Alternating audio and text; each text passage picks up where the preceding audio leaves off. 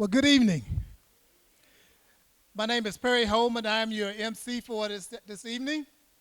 I just want to thank you all for coming out tonight to the Breaking Bread Village Speaker Series. This is part 5 of the Including You series. Hopefully you come to the part 1 through 4 and had a good time and learned something things as I have. Each one of these, I always walk away with a piece of nugget that I could use in my everyday life. We need to continue to have these courageous conversations, and that's what we're going to have tonight. We're going to have panelists come forward with some question and answering, and then for about an hour, and then we're going to have so you can get involved in a Q&A session as well. So we just want to thank you all for tonight, for being here with the Breaking Bread Village. Give yourselves a hand for being here tonight.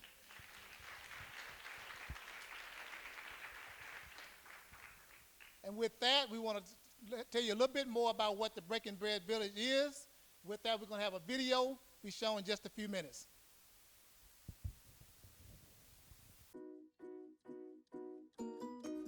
Hey, it's Erin Patrice, and I'm first of all very happy, extremely grateful, and thankful that you chose to share space with me, with us today.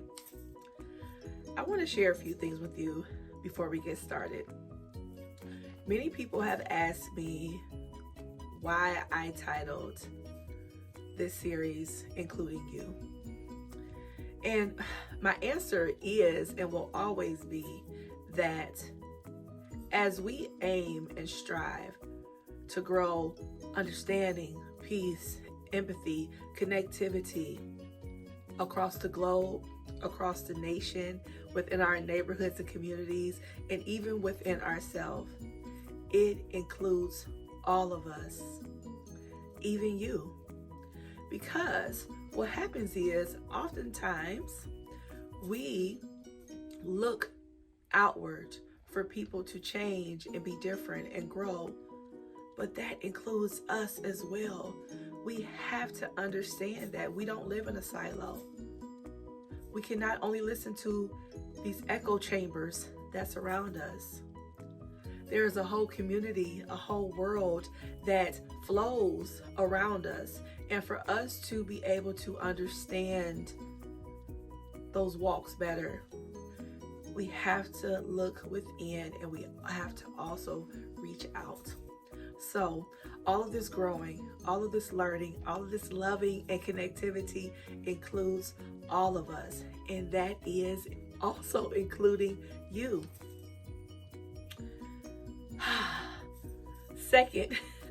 My second point is that I really want everyone that comes into this space to understand that this is a sacred space, a safe space. This is a space where all people are invited in and given permission to be themselves. We want to hear from all different type of people with different backgrounds, cultures, experiences.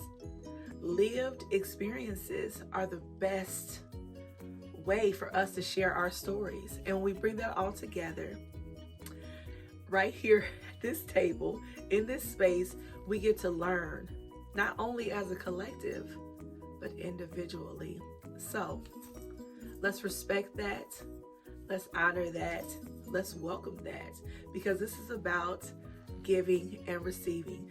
You give a little grace, you receive a little grace.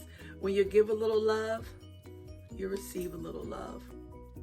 When you stop and pause, you may receive that same stop and pause, which allows all of us to be able to hear, to understand, and grow compassion. I welcome you. I can't wait to get started. You've heard from me long enough, and you may hear from me again a little bit later within the show. But thank you so much for being here. And I want to let you know, too, if you go to tbbv.org, underneath live show, there's a section there to do some pre-show questions. If you could fill those out for me, that would be great. After the show, we have some post-show questions. Come break bread with me. Break bread and be free. Come break bread with me. conversationally. Open your mind. Now is the time. Open your heart, and the healing can start. Come break bread with me. Break bread and be free. Knowledge and joy, love and peace. Come break bread with me. Come set your mind free. Ooh, come break bread with me. Have a conversation with me. Come break bread with me. Welcome to the Breaking Bread Village experience. All right. As Aaron said, tonight's topic is going to be about morality, ideology, and religion. And with that, we have a fine panelist here tonight that's going to help us out with some question and answers. I just want to give their names right now. First coming up will be Anthony,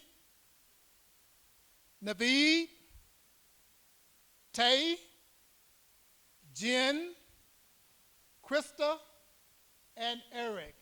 Let's give them a hand as they take the stage today. Thank you all for being here.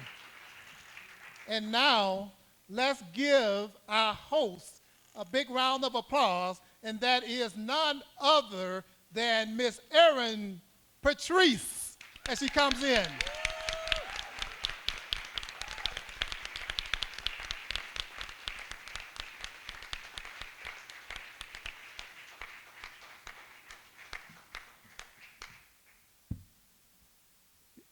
Look at that big smile on her face. I know Erin just going to get fired up tonight with the panelists here.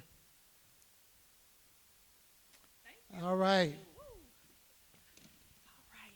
How's everybody? Good? Awesome. Woo. Well, don't you feel so energized now? I mean, we had a band and cheerleaders. Sammy the Spirit is here.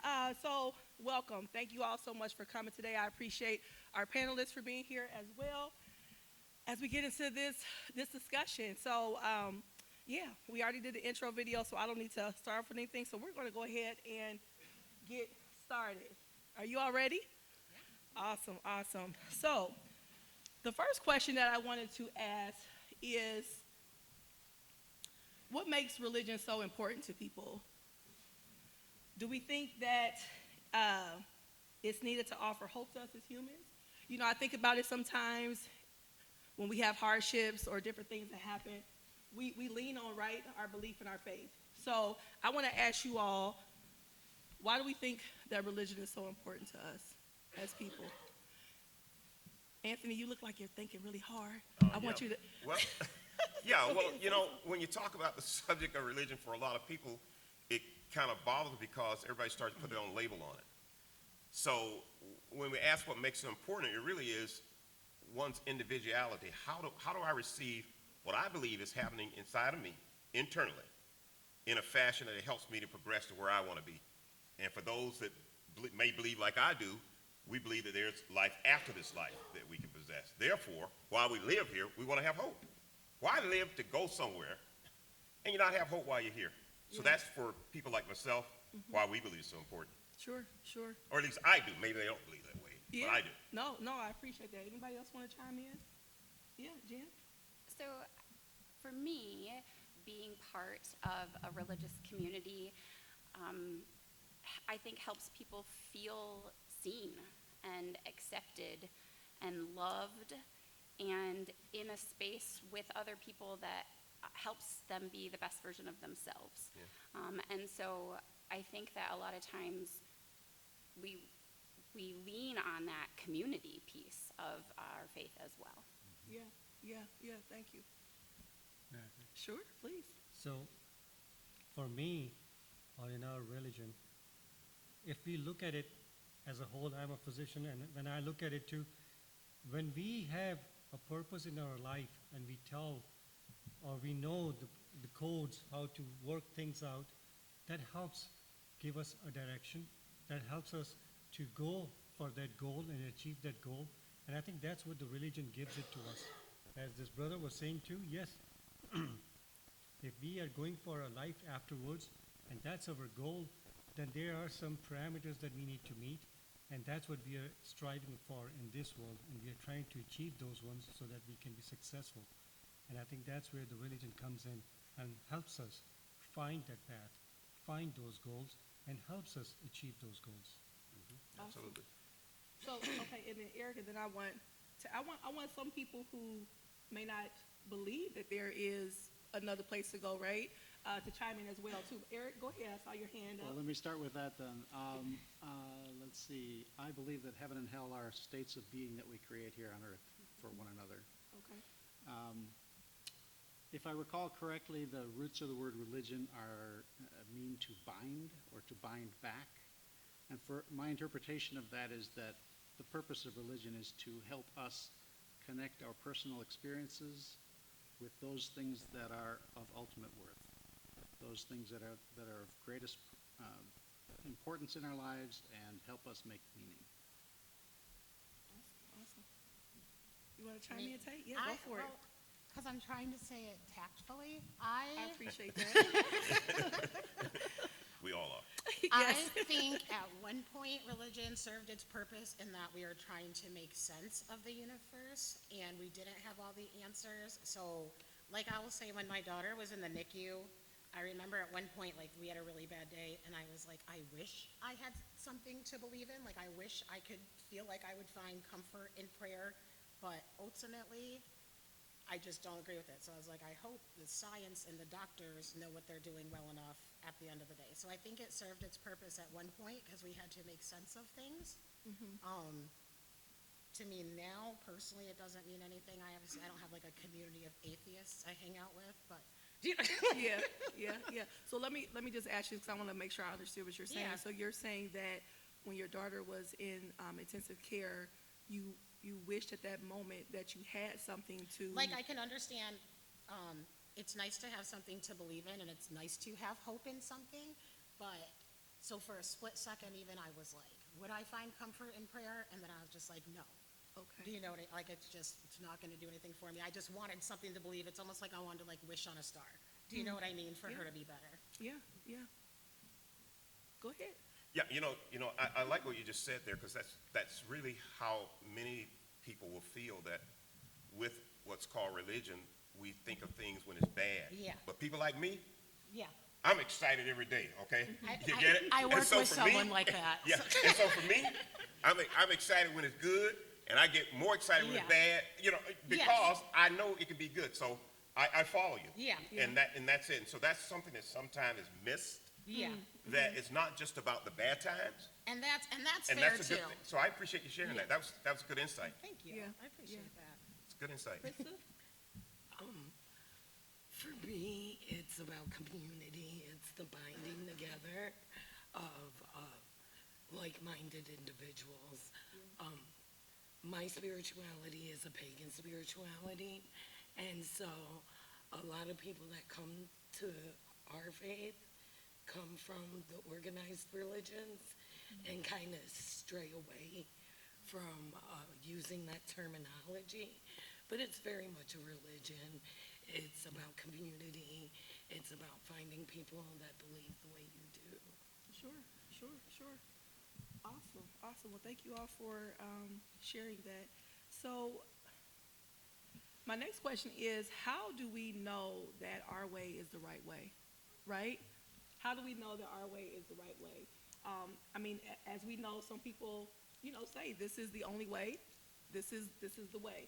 So how do we know? How do we know that this is the only way? And give whatever type of insights you want to regarding that, because I know that is a very big, That's a good loaded, one. Yeah, you're a coming very out swinging. very- Right off the bat. Wow. a very big. Let's go.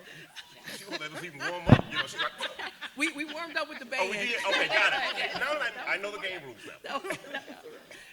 So yeah, how do we know? Like if someone asks you that question, right? What do we say when it comes to that? So anybody can chime in. It's open. Anthony? Anyone who lives by faith or lives by any set of regulations or rules, religion or whatever, ultimately, it really is a faith position, which means you are essentially taking the risk that you are right. Yeah. Why get involved in it if you don't believe that it's going to be a right path for you? Now, is there a preferred path for most of us? Yes, there is. And most people will hold that theirs is one. But in the end, for many, it is really a faith walk. It's a decision that you make, and you're all in. And for people like me, I'm all in for it. I personally don't think that there's only one path to Creator. There's many paths. And so it's about finding how different viewpoints can walk together and support each other on our different paths. Sure. Yeah. So I have a bumper sticker that says God is too big to fit in one religion.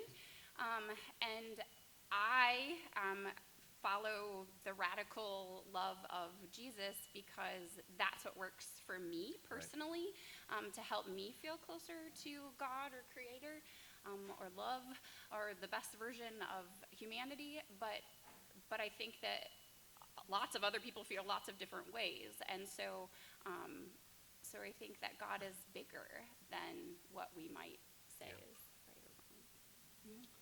So I'm here representing Unitarian Universalism.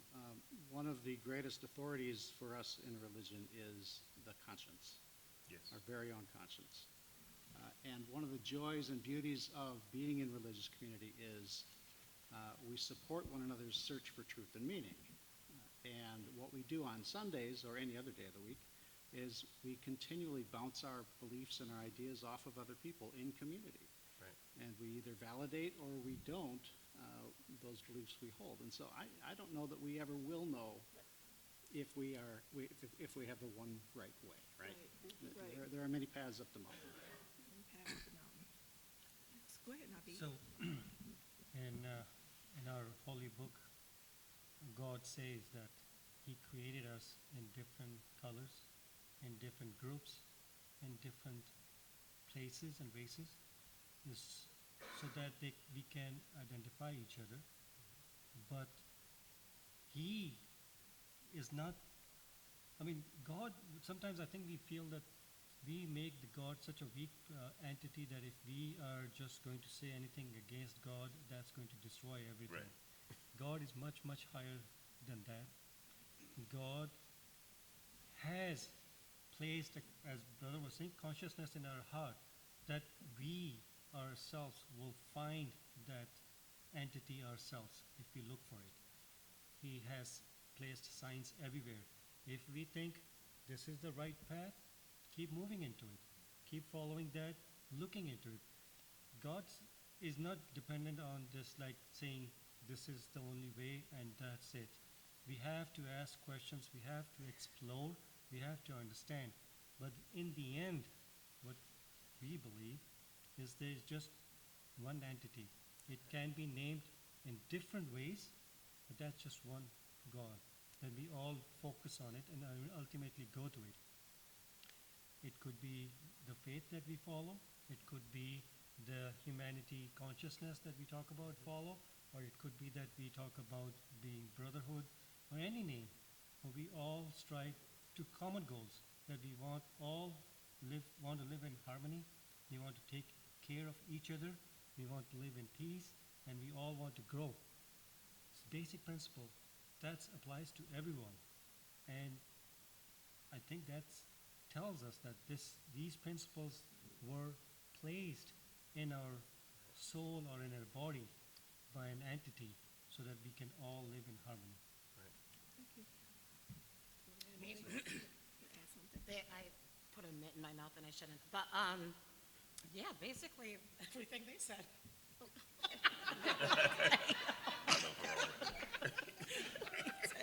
I will say, I don't think I can't say with 100% certainty that I'm right. I'm pretty firm in my belief. I think I'm right. But We all do, right? I'm humble beauty of it. enough to say, like, bummer if I'm wrong. You know, like, Yeah. joke's Yeah. on me. But, Yeah. like, I don't know that I'm 100% right. So, Yeah. so that's one point, sorry, so to add in there, which is right. No, I don't have a right, if I think I'm right, to tell somebody else that you are wrong. If that had to happen, God would have done it. God gave us a choice. God or entity, whoever, we have a choice. And everybody wants to make a choice on their own, and we are responsible for our choices. We should not be forcing anybody, our beliefs on I anybody agree with else. that. Sure, sure. So I want to ask y'all, so some of these questions are questions that people ask all the time, right, when it comes to religion. That famous question of why do bad things happen to good people, right? Essentially, people, especially if they are non-believers, they look at it like, well, how are there children over, say, in Africa, right, that are starving and going, and That's our favorite argument. and suffering. So yes, and why is that happening? Why is that allowed, so to speak? So what do we say to those type of questions when people ask that question? Why do bad things happen to good people? Statistics. You can't beat physics, time, and the behavior of people. We live in a society where people choose to do things, and some people choose to leave others out. We also live in a world where nature runs its course. If we believe that God, entity, created the heaven and earth, is sitting there and is now spinning and is doing what it does based upon science and physics, and it's going to do that. So it's partly statistic, okay, is that you just can't avoid it. Somebody's going to have an accident. Someone's going to get wealthy and someone's going to be poor. Whether we cry about it or what do we do about it is going to happen. But in the end, the question really is, how do we respond? How do I respond when that's happening? How does my humanity speak to me when that's happening? For me, I start to care enough to believe that I can make a difference through my relationship with God. For others, they choose to do that along with other things as well. So part of it is statistics. Again, it's human nature, unfortunately, and some of the human nature doesn't go well. And others, sickness and diseases are real scientific events, by the way. Yeah. That's just, they happen. So I could say more, but we'll stop there. Yeah, But that's one reason. yeah, thank you. I just have to answer, why do bad things happen to good people? Right, people say, there's God up there, why is this happening to this group of people, right? So what's the answer to that if someone asks you that? I really appreciated the follow-up about it's what we do with it, the good or the bad. That's a tough question, right? Well, when I think about it, good and bad each are on a continuum, right? Yeah. Love from one end to the other. We all have experiences all over the place on those continuums. Some things some of us call bad, other people don't, right? Same with good. But yeah, I appreciate the note that it's what we do with it that matters. Yeah, yeah. I just want to chime in on that. So, Go ahead. go ahead. Go ahead. Go ahead. Okay, Ben, Okay. don't fight. Ben, and then Naveed. The one thing that I would say in regards to this question is exercising caution around saying things like God allowed bad things to happen or God caused bad things to happen. That is not something that fits into my set of beliefs. I don't think that God is angry and vengeful, and if you did something wrong, something bad is going to happen to you. Again, bad and good being on a continuum. And so I think there's a lot of theology that has been used historically saying, well, if bad things happen to you, then that's a punishment. And I think we have to be very, very careful about going down that road. And a lot of times that's what's used to say, well, something bad happened to you. And I think that is, I think that's a horrible way to view things for me personally, because it puts a layer of shame and worth on someone that that is an accident, that they don't have control over when bad things happen. So. Right.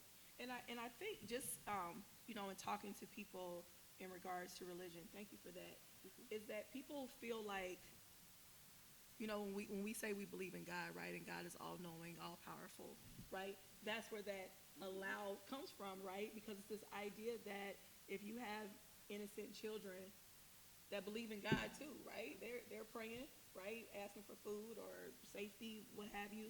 And when things happen, there's this idea that they did not have any control, so something allowed that to happen, right? So I think that's where, I'm sure you know that, I'm just clarifying.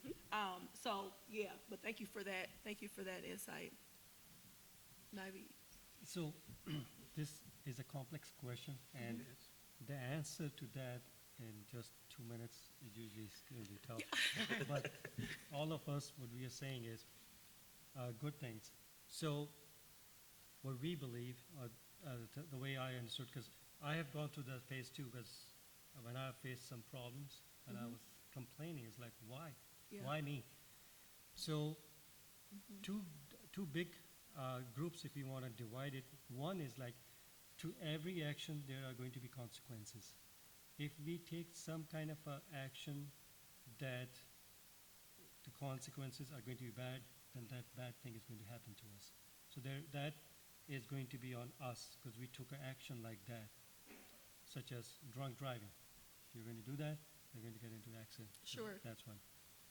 But like, as you were mentioning about the kids dying, that's not their fault, and that bad things happen. So that, what we believe, is that in this world, when we were sent so that we can act accordingly, we will be tested. And these things, when these happen, these are tests. And God is testing us to see how steadfast we are in our faith, how much our belief is in, and how much are we attached to worldly things. Because that's another thing that we believe in. It's like more attachment to the worldly thing is going to give us more emotional problems, while if we have focused on the life afterwards, then we will have less emotional issues when something like that happens, and we will steadfast. So again, I do not want to impose my religious beliefs over here, but Well, that's why you're here. It's okay. You can talk a little bit. yeah, I'm telling you. So in our book, what God says, like, God will turn around days for you between good and bad days, so that to make you better in your belief and to make you a better person. Okay. Okay. Thank you. And Krista? So,